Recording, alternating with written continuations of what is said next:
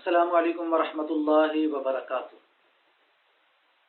میں ہوں آپ کا خادم روحانی معالج قاری محمود الحسن نقشبندی اویسی۔ آپ دیکھ رہے ہیں ہمارا روحانی ادارہ۔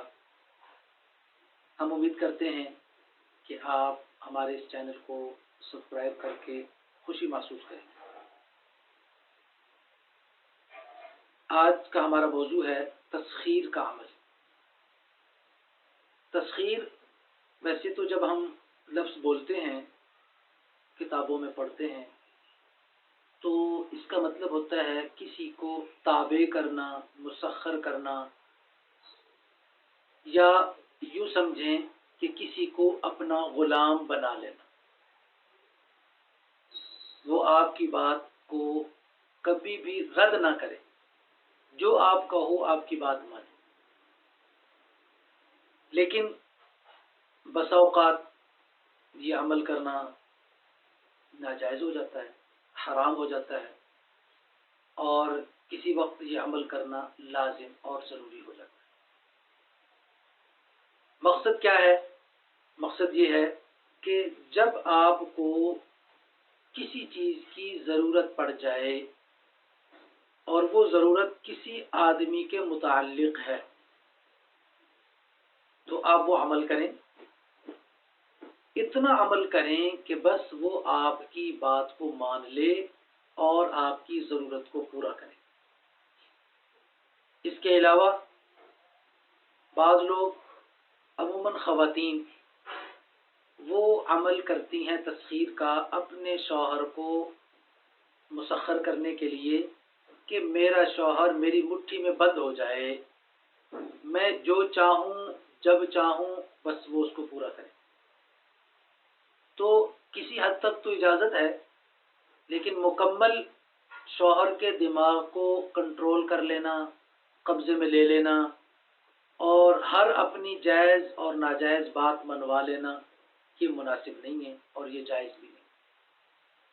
ہاں، والد ہے، اس کے لیے وہ عمل کرتا ہے اپنی اولاد کو قابو میں رکھنے کے لیے، تاکہ میری اولاد میری بات مانے، معاشرے میں رہتے ہوئے وہ میری عزت کا، میرے احترام کا، میرے وقار کا خیال رکھے۔ اس کے لیے عمل کر سکتے ہیں۔ ایک آدمی ہے، اس کے ماتحت کام کرتے ہیں، ملازم ہیں، وہ اگر یہ عمل کرتا ہے اس نیت سے کہ اس کے ماتحت ملازم اس کو دھوکہ نہ دیں، اس کا نقصان نہ کریں، وہ کر سکتے ہیں۔ اگر ملازم یہ عمل کرے کہ جی میرا باس جو ہے، جس کا میں ملازم ہوں، وہ میری ہر بات مانے، کسی حد تک تو وہ کر سکتا ہے کہ اس کی تنخواہ بر وقت مل جائے، ضرورت سے زیادہ اس کے ذمے کام نہ لگائے، اس نیت سے تو کر سکتا ہے۔ اگر وہ اس نیت سے عمل کرتا ہے کہ جی میرا صاحب میری ہر بات مانے، جو بات کہوں، جو اس کی میں سفارش کروں، جس کے بارے میں کہوں، تو یہ بھی اس کے مالک اور اس کے دماغ پر قبضہ کرنے کی شرعاً اجازت نہیں ہے۔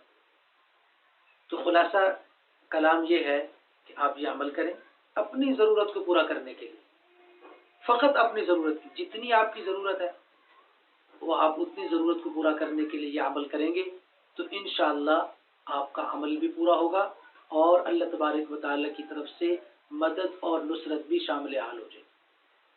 عمل قرآن مجید کی ایک صورت ہے جسے کہا جاتا ہے یہ قرآن مجید کا دل ہے، سورہ یاسین شریف۔ سورۃ یاسین شریف کی ایک آیت ہے، سلام قولا من رب الرحیم، سلام قولا من رب الرحیم۔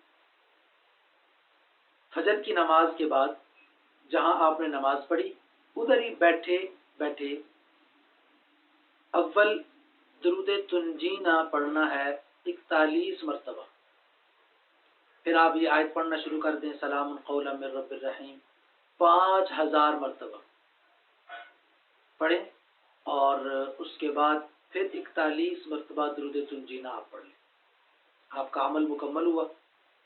جس مقصد کے لیے آپ پڑھیں، جس ضرورت کے لیے پڑھیں، جس سے بات منوانی ہے اس کے لیے عمل کریں، تو انشاءاللہ الرحمن 11 دن آپ نے مسلسل عمل کرنا ہے۔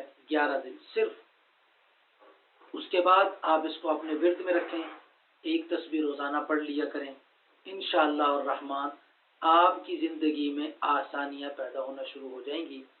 تو جس سے آپ کا کام متعلق ہوگا آپ اس سے کہو گے تو وہ فوراً آپ کا کام بھی کرے گا. اللہ تبارک و تعالی آپ کی عزت آبرو کو بڑھائے، عمل کرنے والوں کو ان کے اعمال میں خوب ترقیاں نصیب فرمائے.